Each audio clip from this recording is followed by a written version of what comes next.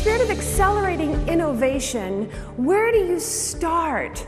Well, we think you start by thinking about how you lead.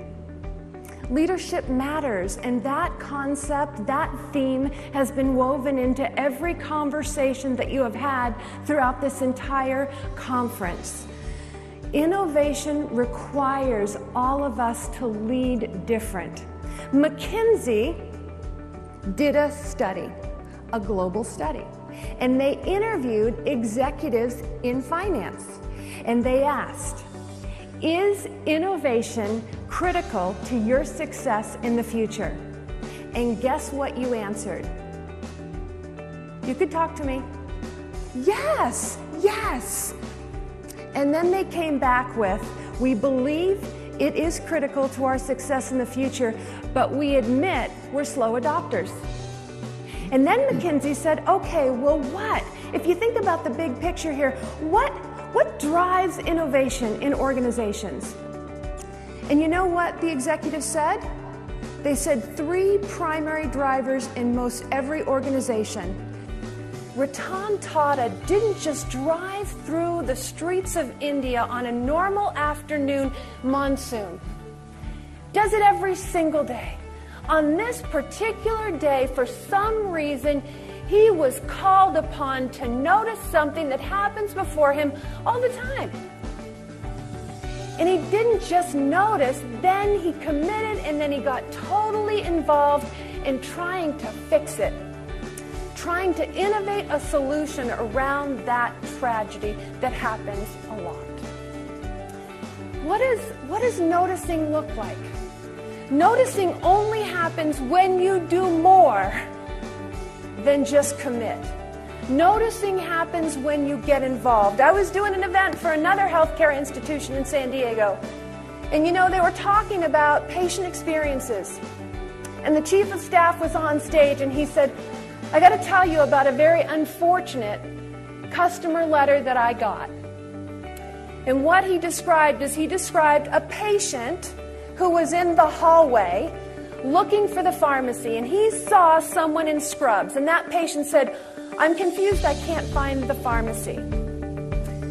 And the person in scrubs said, oh, it's right down there and around the corner. And then that patient said, you know what, that's funny. Because if I was at Bond's, my local grocery store, they would have escorted me to the pharmacy. The deal here is we can't just point, we can't just benchmark other healthcare institutions.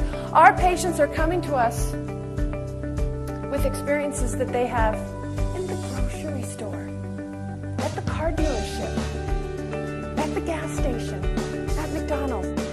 This is a real joy for me to introduce to you Jackie Freiberg, because I consider Jackie a soulmate. You know, you look at the media, and they all want to pick out bad news stories about business, and they don't pick out any good news stories. And Jackie and her husband Kevin and all, and Marge and I and all, we've been looking for good news stories. And their first big book was nuts about Southwest Airlines, and become great friends with Herb and Colleen. In fact, she's on the culture committee, which is probably the most important committee in Southwest to make sure that they continue managing according to their values and the way they operate. And then they wrote a book called Guts, which looked at a whole bunch of different successful companies and what made them that. And then Boom, about the secrets of great leaders. And then this last book, and she's going to talk about Innovate or Perish, is titled Nanovation, and they wrote it about the little car that they built in India with actually a guy that went to Cornell with Margie and I, Ratan Tata, and incredible innovation and values, again, led leader. And so there's not many better people in the world than Jackie, and she and her husband Kevin work together, and so you're in for a real treat with my soulmate Jackie.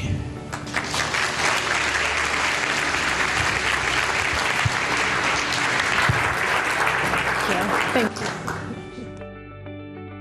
So what Ratan Tata did is he commissioned a young design team, average age 28, and they did it. They nanovated. They created a car that is not an apology car, but is a safe, all-weather form of transportation. They realized the vision. They embraced the vision. They got in it. They led through so many challenges, so many naysayers, and they ultimately disrupted the automotive industry. We have dedicated our careers to looking at, to studying, to recognizing best places where the best people can do their best work to make the world better. That's a huge outcome.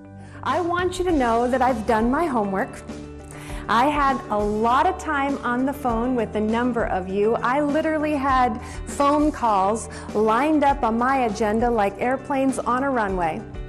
And I learned a lot.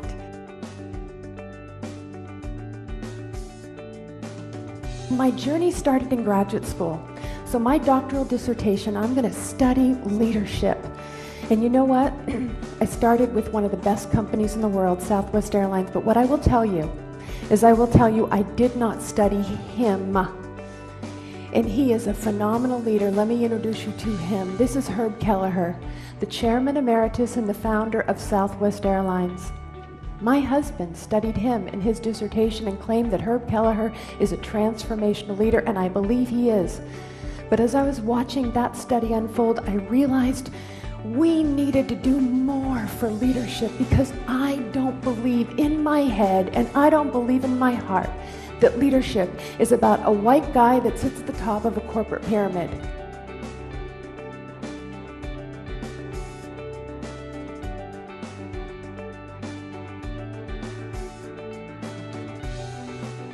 When you can find a way to overlap what you're really good at, what you love to do, what you're passionate about with what needs to get done at work, boom, alive, engaged, passionate, committed, loyal, on fire.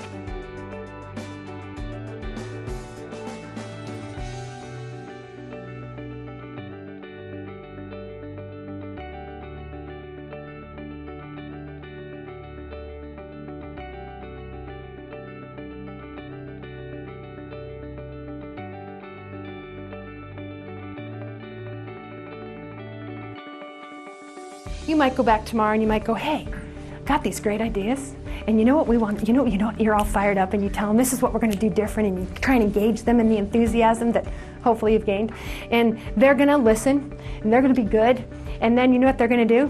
They're going to wait for you to leave, and then they're all going to look at each other and they're going to go, just give it a couple days. This always happens. If we give them a couple days, it'll go away and they'll get stuck back in the grind. Don't let that happen. Now, Kevin and I call those people dead people working. And Ken is famous for calling those people or saying they have quit, but they stay, right? Well, if 75-ish% of the population is disengaged, quit but stayed, dead people working, then are they really your most valuable assets? This is Diesel. He's an English bulldog. How many of you are dog lovers? How many of you, I have to ask this question, aren't? There's always a few of us in the room. I'm not a dog lover, and my husband convinced me that the family needed a dog. We're an extremely active family. Did we get the right dog? What are bulldogs known for? I need a dog I can run with. Diesel couldn't run. Change begins with you. You won't change the world. You won't change Switzerland. You won't change your company until you change you. So the question that I ask you is this: how big is your piece of society? If Ratan Tata's piece of society is India, if Herb Kelleher's was Texas and then it grew to the United States and then it grew globally, how big is your piece of society? What questions are you willing to ask yourself and then your team to help you create and inspire change?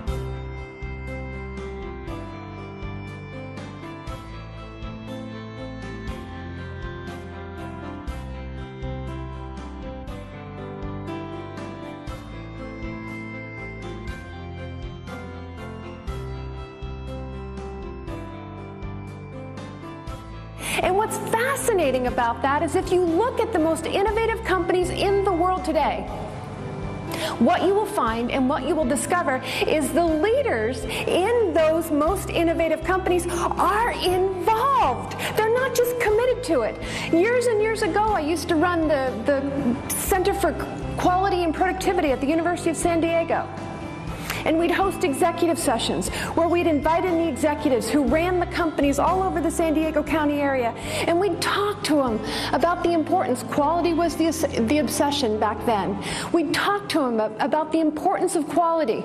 And those executives, they'd say, yeah, we're committed to quality. And then they'd go back to their organizations and they'd go to the people in the quality assurance department and say, do it! Bring quality to our organization.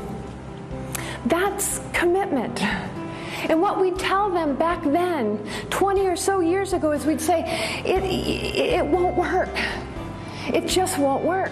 If you simply commit to quality, it is not good enough.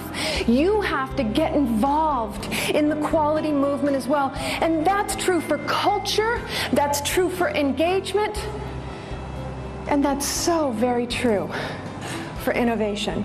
We've got to get away from the mindset that says that innovation happens at an innovation center, because that's what that group does. Innovation happens off-site because we can think ever so clearly over there. That's not what innovation is.